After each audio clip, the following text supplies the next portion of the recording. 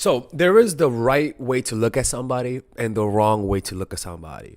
And if you don't practice how to look at somebody the right way, you you will never see how you see people. And a lot of the times when we like somebody, the emotions are so intense that we're unaware that we might be pushing them off because of the intensity of the eye contact or the lack thereof. So today we're going to be talking about four different eye contact mistakes that women make with guys that they like. All right, so let's begin this. Look, so the first one is the psycho eyes. The psycho eyes usually happen when a woman is nervous, when she's naturally a nervous person and naturally talks a lot, right? Or naturally sees herself as somebody who's very social. I've noticed this. Why? Because when I meet people for the first time and I meet girls who have like the psycho eyes, like, hey, they're not psychos. But what's really going on is that she's nervous. Her defense mechanism for nervousness is to get people to like them. And they think that smiling and looking like that, like just like looking simple and just like, yeah, yeah, yeah, is what makes people is what makes them look relaxed, cool.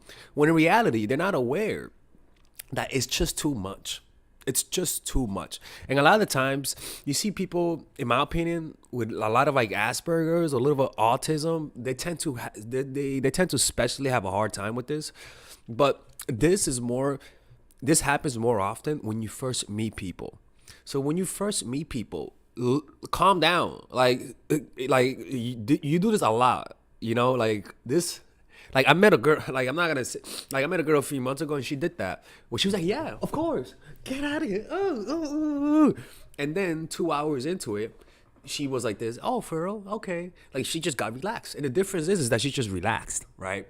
So it's all about relaxing or being aware of your facial expressions. Or better yet, playing it safe. If you think you don't do it, even, because the thing is we do it when we find somebody that we like. That's how it happens. So what you gotta do is just lower those nonverbals. Just relax your eyes, relax your mouth, and just speak almost as though you just woke up, but you haven't gotten out of bed, right? And that's the type of eye contact you want to give people.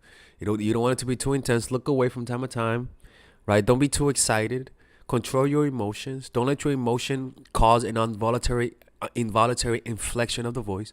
Just keep it relaxed, and that'll fix that issue. The next one is the fuck me eyes. Ladies, and this happens a lot. I don't know. Look, I've met women who give me fuck me eyes and they don't even want to fuck me, right? And the reason why is because they maybe as a child got inappropriate attention from their parents, from their dads, from adults.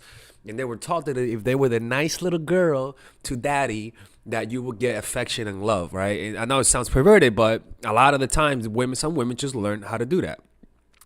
So what you have to learn is not give fuck me eyes. Honestly, I don't know. Like, just stop giving intense eye contact. Stop.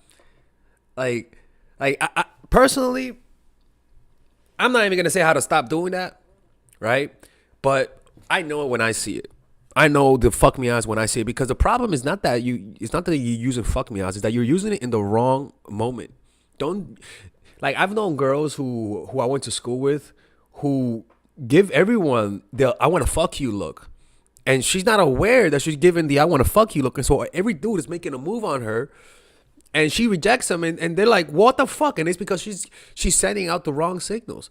And without her knowing, yeah, she guys are approaching her, but also her boss don't take her seriously. Her classmates, her coworkers don't take her seriously. The females don't want to talk to her because she thinks she's flirting with everybody. Like, you got to control those fuck me eyes. The next one is smiling to random strangers. Look, ladies, there's nothing wrong with smiling to random strangers, but you know what happens. When you smile at a random stranger, they approach you. You get unnecessary attention. Unfortunately, women or men are different the way they interpret smiles. Women interpret a friendly smile as a friendly smile. Men interpret a friendly smile as, she wants to suck my dick. Like, that's how guys think. Guys are just that simple.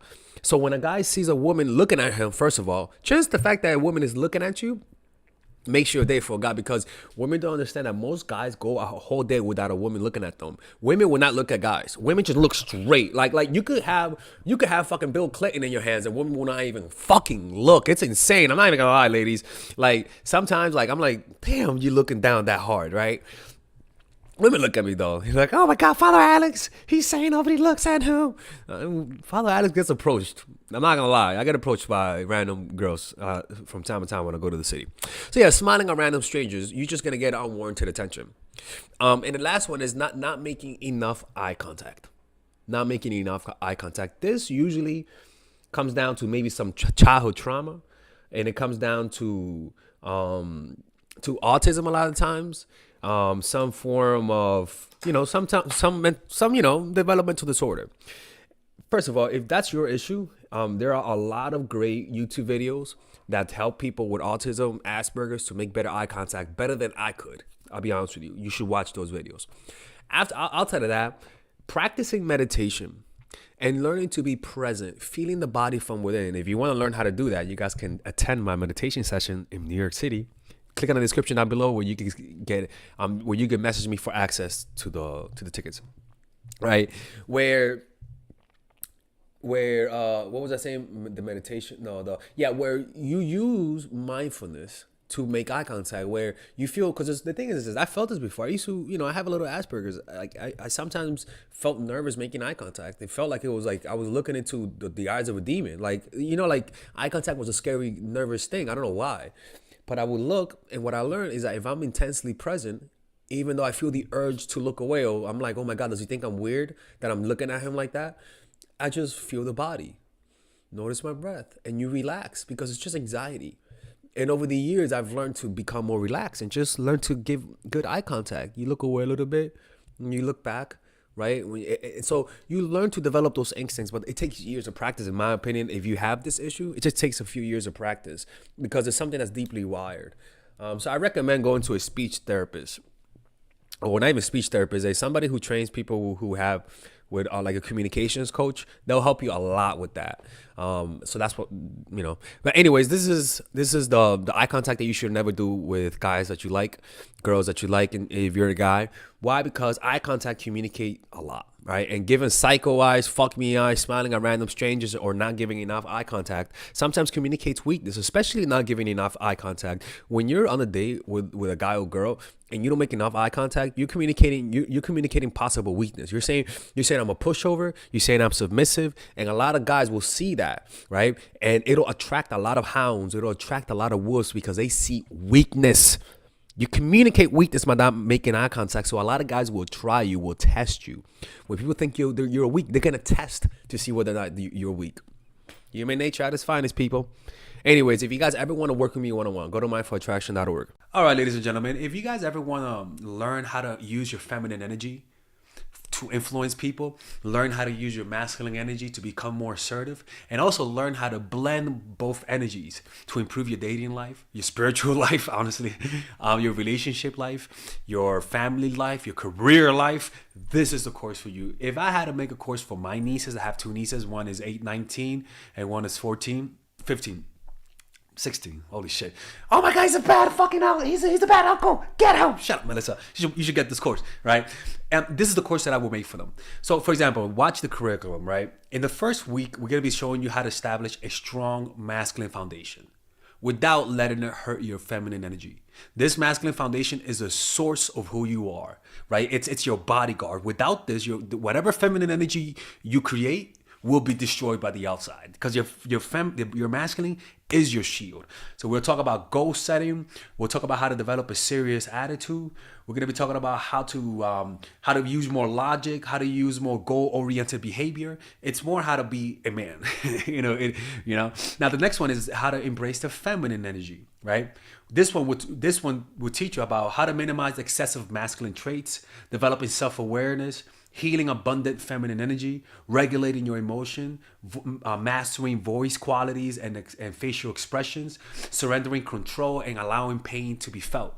This is honestly, this will supercharge, like Kaioken, your masculine energy. After that, we have femininity in the workplace, and how to be feminine in the workplace without letting people take advantage of you, and the nuances of how women on power should behave versus women who are subordinates in the workplace, and even the dress code. This is based on psychology, people. It's kind of insane. I'm actually excited about this one. The next week, we talk about navigating the labyrinth of male and female friendship, and this a lot of women find confusing, so we talk about that. and how to identify envious friends, how to identify the good friends, how to keep male friends, and how to keep female friends. Week 5, we talk about how to release the burden of the past and stop destroy mental projections. This is actually really powerful. And then week 6, we talk about how to increase your observational power so that you could read people better. And we have a bunch of bonuses. The course starts at $99, and you guys can pre-order the course today at $69 before it goes out. If you're watching this, most likely I'm in the meditation retreat, so most likely I will be praying for all of you guys. And just click on the description down below of the video. Right there, you'll see it, and you could pre-order that course. It's gonna be out by the end of next month or the beginning of February of March. One of the two people, because I have a 10-day retreat to do, and I want to finish the course after the retreat, because I think the ideas are gonna be so much better. All right, man. I'll see you guys later. Pre-order, man. I'm closing the channel.